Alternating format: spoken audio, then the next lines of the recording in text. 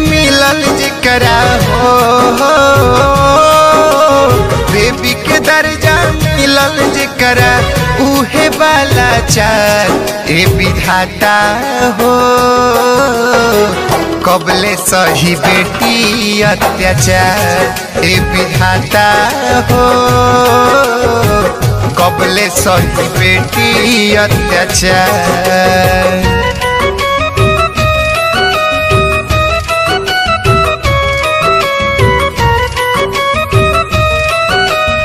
Recording studio Rajendra college मोड़ छपरा।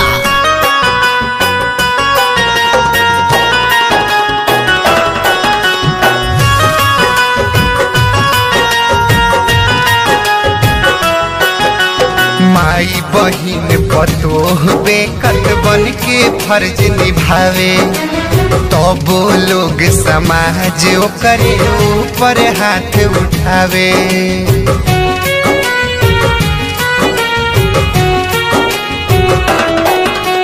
माई बहिन पतोह बेकत बन के फर्ज निभावे, तब लोग समाज ओकरे ऊपर हाथ उठावे।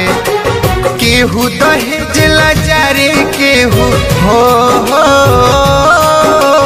केहू दहेज लाचारे केहू कर बलात्कार। ए विधाता हो कबले सही बेटी अत्याचार। ए विधाता हो कबले सही बेटी अत्याचार।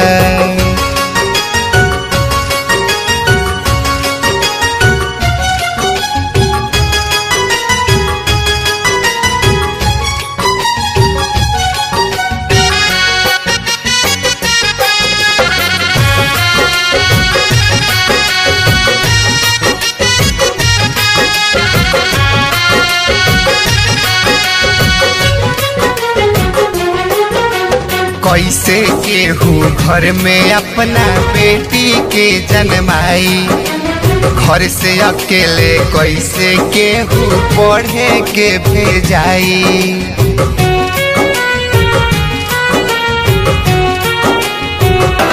हाँ कैसे केहू घर में अपना बेटी के जन्माई, घर से अकेले कैसे केहू पढ़े के भेजाई। मुखिया जी रणजीत